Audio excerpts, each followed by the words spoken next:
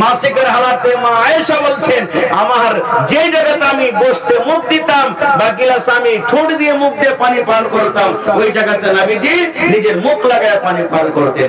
তাইলে কত ভালোবাসতেন এবং মান সম্মান কত দিলেন।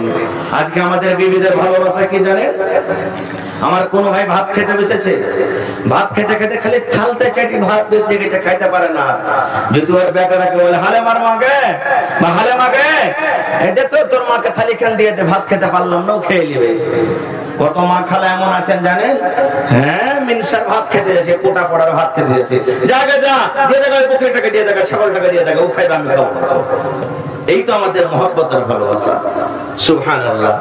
এই ভাই মুসলমান, আরেকটু আগে চলেন, মক্কার মানুষরা নিজের মেয়ের সাথে কি করত, কি ব্যবহার করত। আল্লাহ তাবারক ওয়া তাআলা তাদের কাজ, তাদের কথাগুলো কোরআন মাজিদে দিয়ে দিয়েছেন। কি দিয়েছেন? আল্লাহ রাব্বুল আলামিন বলেন, ওয়া ইযা বুশিরা আহাদুহুম বিল উনসা যাল্লা ওয়াজহুহু মুসওয়াদ্দান ওয়া হুয়া কাযীম।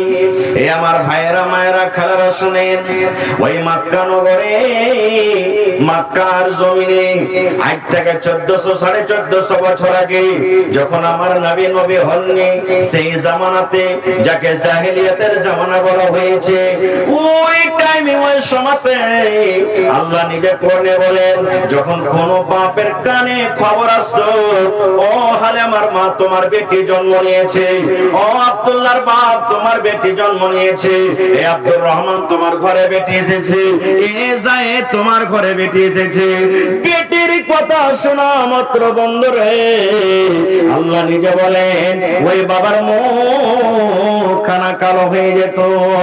লজ্জার কারণে বাপ গ্রামে হাঁটতে পারতো না, দোষ বন্ধুর সামনে বসতে পারতো না, রাতের বেলাতে চিন্তা ভাবা করতো, রব্বুল আমিন কেন তুমি আমাকে বেটি দিলে, আল্লাহ কেন আমার ঘরে বেটি জন্ম নিল, কেন আমার ঘরে বেটা হলো না, আল্লাহ তুমি কেন বেটা দিলে না, কি আমাকে শ্বশুর বলবে, কাকে আমি জামাই বলবো। রাস্তা পথ দিয়ে যখন হাঁটতো, লোকেরা দেখে দেখে বলতো, দেখো রে দেখো বেটির বাবা চলে যায়, এই আব্দুল্লাহ দেখো তার ঘরে বেটি জন্ম নিয়েছে, এরকম মানুষরা টানা দিত। এই টানার ভয়ে আল্লাহ নিজে বলেন, বেটির কথা শুনে ওই বাবার মুখ খানা কালো হয়ে যেত। এখনো হয়েছে। বেটি খালি জন্ম হতে গেলি আর কাউকে ফোন করবে না কোন দোষ বন্ধুকে। আর বেটা যেমনই হলো, বারারুয়াতে বাপমার সোনাকোর চকে মিষ্টি থাকবে না, সবকে খুশিতে বন্টন করবে। করবে না? করবে না?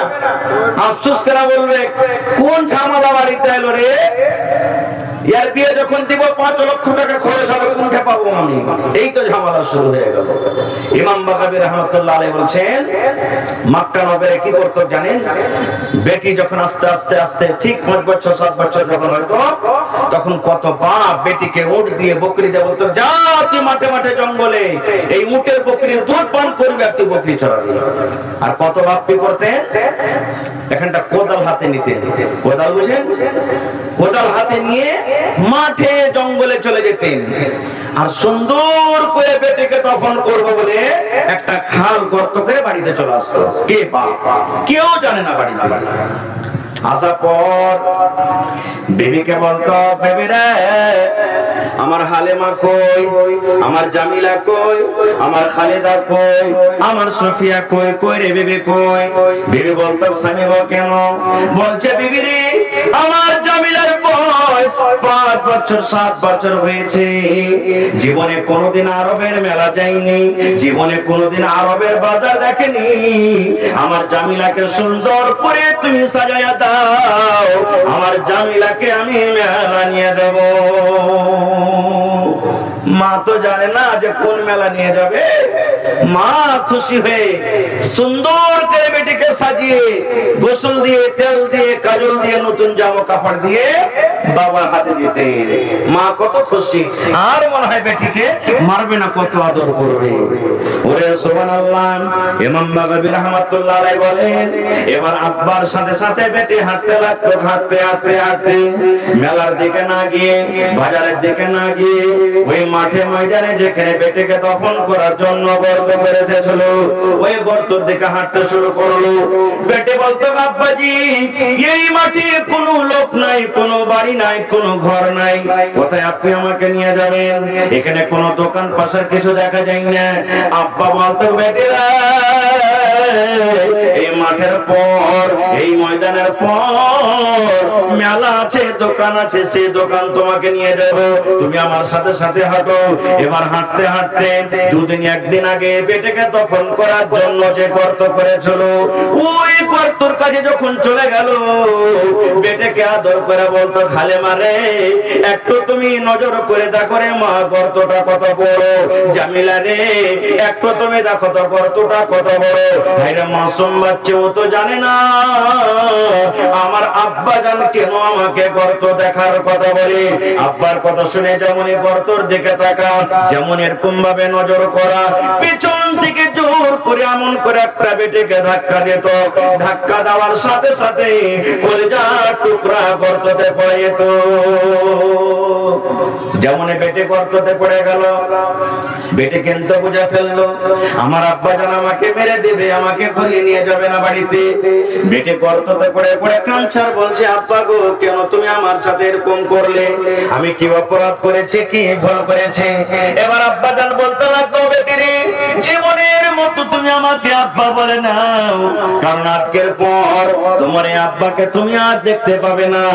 মাকে মা মা মা মা বলে তুমি ডাকে নাও, কারণ আজকের পর তুমি মা বলে আর ডাকতে পাবে না। এই কথাটা যখন শোনা, এবার কলেজার টুকরা মেয়ের চোখ দিয়ে ঝরঝর করে পানি ঝরতো। কেন্দে কেন্দে আব্বাকে বলতো, আব্বা গো আমার দুনিয়াটার সাথে যদি আপনার মন খারাপ হয়ে যায়, আমার দুনিয়াতে জন্ম নেওয়াতে যদি আপনার মন খারাপ হয়ে যায়, আব্বা আপনার বাড়িতে আমি ঘুরে যাব না, আপনাকে আব্বা বলে ডাকবো না, মাকে মা মা মা বলে ডাকবো না। আপনি আমাকে গর্ত থেকে উঠাই এলেন, যেদিকে আমার চোখ যাবে আমি দুনিয়াতে চলে যাব, আপনার বাড়ি আমি ঘুরে যাব না। ওরে সুবহানাল্লাহ। ইমাম বাগাবী রাহমাতুল্লাহ আলাইহি বলেন, গর্ততে পড়ে পড়ে এরকম ভাবে মেয়ে কাঁদতে থাকতো, এরকম ভাবে পড়ে পড়ে কাঁদতে থাকতো। আব্বা একটাও কথা না শুনি ওই জিন্দা জীবিত বেটিকে মাটি চাপিয়ে, ওরে আল্লাহ জিন্দা বেটিকে দফন করে সেই নিজে বাড়ি চলে আসলো। কত জুলুম! দয়ার নবী যখন শুনলেন, আহারে মানুষেরা বেটিকে দফন করছে, মানুষেরা জীবিত বেটিকে গেড়ে দেয়, এই বেটির বাপ এখানে কত আল্লাহর বান্দা আছেন রে, যার বাড়িতে ঘরে একটা বেটি আছেন, দুটা আছেন, কাউরির 5টা আছে, কাউরির 7টা 10টা পর্যন্ত আছে। আল্লাহর বান্দা, আমার কথা নয়, এটা নবীর কথা। নবী বলেছেন, আল্লাহ রাব্বুল আমিন যাকে দুটি মেয়ে দিয়ে আল্লাহ পরীক্ষা করেছেন, আল্লাহ যার ঘরে যার বাড়িতে দুটি মেয়ে দান করেছেন, মেয়ে 2টা হোক কিংবা 3টা হোক কিংবা 5টা 7টা হোক, আল্লাহ আপনার ঘরে মেয়ে দান করেছেন, মেয়ে আসা মাত্র মন ভারী করলেন না, খুশি হয়ে বেটিকে আপনি স্বীকার করলেন, তাকে লালন পালন করলেন, শক্তি মতন তালিম দিলেন, শিক্ষা দিলেন। এবার যখন মেয়ে বড় হয়ে গেল, সুন্দর জামাই, সুন্দর বাড়ি ঘর দেখে তাকে বিবাহ দিয়ে দিলেন। দয়ার নবী বলেছেন, ও বেটির বাবা তুমি খুশি হয়ে যাও, খুশি হয়ে যাও, আমি দয়ার নবীজি ওই বেটির বাবা জান্নাতের ভিতরে থাকবো। কেমন হয়ে থাকবো? নবীজি 2টা আঙ্গুলকে ইশারা করে বললেন, ও বেটির বাবা শুনে নাও, এই 2টা লোক যেমন পাশাপাশি হয়ে আছে, এই 2টা আঙ্গুল যেমন পাশাপাশি হয়ে আছে, আমি দয়ার নবীজি এবং ওই মেয়ের বাবা জান্নাতের ভিতরে পাশাপাশি হয়ে থাকবো। নারে তাকবীর! তাহলে হাদিস থেকে আমরা কি বুঝলাম? আল্লাহ তাবারক ওয়া তাআলা মেয়েদের মান সম্মান কত বাড়িয়ে দিলেন। আল্লাহুস সামাদ। যদি দুনিয়াতে মন ভারী না করেন, খুশি হয়ে যদি বেটির লালন পালন করেন, কার সাথে থাকবেন ভাই? নবীর সাথে থাকবেন। তাহলে বেটি পেয়ে মন খারাপ করবে না। আর একটা কথা বলি, কোরআন মাজিদ একটা সূরা আছে, সূরা আলে ইমরান আছে, যারা কোরআন পড়তে জানছেন, কোরআন মাজিদ একটা সূরা আছে, সূরা মারিয়াম আছে না নেই? এই 2টা সূরা মিলিয়ে বাস 2 মিনিট একটা আপনাকে ঘটনা বলি। বলছি। হান্না একজন মেয়ে ছেলে, একজন মহিলা, পেটের সন্তান এলো। কার? হান্না পেটের সন্তান। এবার সন্তান যখন ধরলো তো মা খালারা জানতে পারে আমার পেটের সন্তান এসেছে। সন্তান যখন পেটে ধরেছে মা হান্না আল্লাহকে মানছে। কি বলছেন আল্লাহকে? হে রব্বুল আমিন, আমি হান্না, আমার পেটের সন্তান এসে গেছে রব্বুল আমিন। এই সন্তান যখন দুনিয়াতে আসবে আমি তার কামাই খাবো না, দুনিয়াদারি করা খাবো না। আমি রব্বুল আমিন আমার এই কলিজার টুকরা সন্তান যখন দুনিয়াতে আসবে আমি তোমার ঘরের জন্য আমি তাকে ওয়াকফ করে দিলাম, দান করে দিলাম। পেটি আছে।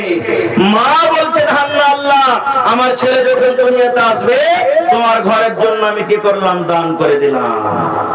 সময় গেল, মাস গেল, 2 মাস গেল, 6 মাস গেল, 9 মাস 10 মাস হয়ে গেল। এবার দুনিয়াতে যখন সন্তান হওয়ার টাইম হলো আল্লাহর কোরআন বলে, ওরে সুবহানাল্লাহ, দেখবেন আলে ইমরান সূরাতে দেখবেন, এবার যখন দুনিয়াতে সন্তান হওয়ার টাইম হলো ওরে আল্লাহ সন্তান ছেলে না হয়ে আল্লাহ তাকে মেয়ে দান করলেন। বেটা না হয়ে বেটি হয়ে গেল। কিন্তু মা নজর মেরেছিলেন কি আল্লাহ তুমি বেটা দিও, ছেলে দিও, আমি তোমার ঘরে আল্লাহ দিয়ে দেবো। কিন্তু বেটি হয়ে গেল। যখন বেটি হয়ে গেল মা আফসোস করে হান্না বলছেন আল্লাহ কি হয়ে গেল? আমি তো নজর মেরেছিলাম আল্লাহ তুমি বেটা দাও, কিন্তু বেটা না হয়ে কি হলো? বেটি হয়ে গেল। বেটি ছেলে মসজিদে কেমন করে যাবি? 5 দিন 6 দিন করে তো মসজিদে বেটি ছেলে যাইতে পারবে না মাসিকের হালাতে। পুরুষের সামনে কেমন করে যাবি? কেমন করে মসজিদে থাকবে? আমি নজর মেরেছিলাম আল্লাহ জি আমার যখন ছেলেটা দুনিয়াতে আসবে আমি তোমার ঘরের জন্য আমি তাকে দিয়ে দিলাম। আমার ছেলে যারা মুসাল্লি গুণ আছেন তারাকে পানি দিবে, আমি নাকি পাবো। আমার ছেলে আজান দিবে, মা আমি নাকি পাবো। আমার ছেলে মসজিদের সব বিছাবে, মা আমি নাকি পাবো। মসজিদের খিদমত করবে, মা আমি নাকি পাবো। কিন্তু রব্বুল আমিন ছেলে না হয়ে মেয়ে হয়ে গেল। আল্লাহ মেয়েকে কেমন করে তোমার ঘরে আমি দেব? আফসোস করে বলছে। এবার আল্লাহ তাআলা লম্বা ঘটনা ছোট করে বলছি। আল্লাহ কি বলছে? হে হান্না তুমি নজর মেরেছো, আল্লাহ যদি আমাকে ছেলে দাও তোমার ঘরে আমি দান করে দিব, হেবা করে দিব। আল্লাহ বলছেন হে হান্না তোমাকে আমি ছেলে না দিয়ে মেয়ে দান করেছি, বেটা না দিয়ে বেটি দিয়েছি। হান্না রে আমি যেটা আল্লাহ তোকে বেটি দিয়েছে এই সোনাকর এলাকাতে যত বেটি ছেলে আছে তাদের মতো নয়। ফিলিস্তিনের মাটিতে যত বেটি ছেলে আছে তাদের মতো নয়। আরবের মাটিতে যত মেয়ে ছেলে আছে তাদের মতো নয়। আমি আল্লাহ তাবারক ওয়া তাআলা তার মান সম্মানকে আলাদা করে দিয়েছে। আল্লাহ নিজে বলছেন হান্না তোমার বেটির নাম তুমি রেখে দাও মারিয়াম, এবং তোমার এই বেটি মারিয়ামকে তুমি আমার ঘরের জন্য তুমি দিয়ে দাও। কেন ঘটনাটা বললাম? এই জন্য ঘটনা বললাম যদি মারিয়ামের হাতে বেটা কিংবা বেটি করার অধিকার থাকতো তাহলে যেমন নজর মেরেছিল বেটাই হতো, বেটি হতো না, নাকি? কিন্তু বেটা বেটি দেওয়ার ক্ষমতা কে রাখেন? যারা বলেন কে রাখেন? তাহলে যেই ভাইয়ের বাড়িতে বেটি জন্ম নেয় তাহলে কেন মেয়ে ছেলেটাকে দোষ দিবেন? স্ত্রীকে কেন বকাঝকা করবেন, গালি দিবেন? ভাই গালি দেওয়াটা এটা ভুল হলো না? হলো না? এবার বলবেন হাজী মাওলানা নবীজি নিজের বেটিকে কত ভালোবাসতেন, এর কি কোনো প্রমাণ আছে? জি আছে। নবীজির 4 জন মেয়ে, হযরত যায়েনব রাদিয়াল্লাহু তাআলা আনহা, হযরত উম্মে কুলসুম রাদিয়াল্লাহু তাআলা আনহা, হযরত রুকাইয়া রাদিয়াল্লাহু তাআলা আনহা, আর সব থেকে ছোট বেটির নাম আপনারা বলেন কি? বলে হযরত ফাতেমা রাদিয়াল্লাহু তাআলা আনহা 4 নম্বরে মেয়ে। নবীজির বেঁচে থাকা কালে 3 জন মেয়ে দুনিয়া থেকে চলে গেছেন, ছোট মেয়ে শুধু বেঁচে আছে। জি ও সময় হয়ে গেছে নাকি? তো আমি হাদিসটা বলে ভাই শেষ করছি। আমাকে গাড়ি ধরনা আছে ভাই, গাড়িটা না পেলে ফের অসুবিধা হয়ে যাবে। এবার 4 জন মেয়ে, ছোট মেয়ে, শেষ 4 নম্বরে নবীজি সোমবারের দিন মোটামুটি 7-8টার সময়তে মারা গেছেন। সাহাবায়ে কেরাম বসে আছেন। আজকে যেমন জালসা শুনছেন নবীর জামানাতে সাহাবায়ে কেরাম গলিয়ে বসে আছেন, নবীজির বিবিরা আছেন। এবার নবীজি বলছেন আমার মা কই, আমার কলিজার টুকরা ফাতেমা কই, ফাতেমাকে একটু ডাকো। আমার অনুযায়ী মৃত্যুর সময়তে মতের সময়তে ডাকি না, আব্দুল্লাহকে ডাকো, মাকে ডাকো, অমুককে ডাকো, তমুককে ডাকো, সালাম মুসাফা করে নিয়ে এরকম ভাবে ডাকে। নবীজি বলছেন যে আমার মা, আমার বেটি ফাতেমা কই, একটু তাকে ডাকো। বাবার কথা শুনে ফাতেমা হাজির হয়ে গেলেন। এবার নবীজি বেটিকে কত ভালোবাসেন দেখেন। বেটিকে কিছু আস্তে আস্তে কানে করে সল্লা করে, যাকে আমরা বলি, আপনারা কি বলেন? কানে কানে বলে তো, সল্লা করে কথা বললে আপনারা কি বলেন? ওইটাই বলছেন নাকি? কানে কানে কথা বলবেন। নবীজি বলছেন বেটি রে, আমার কথা যেন আমার বিবিরা না শুনতে পায়, আমার কথা যেন সাহাবীরা না শুনতে পায়।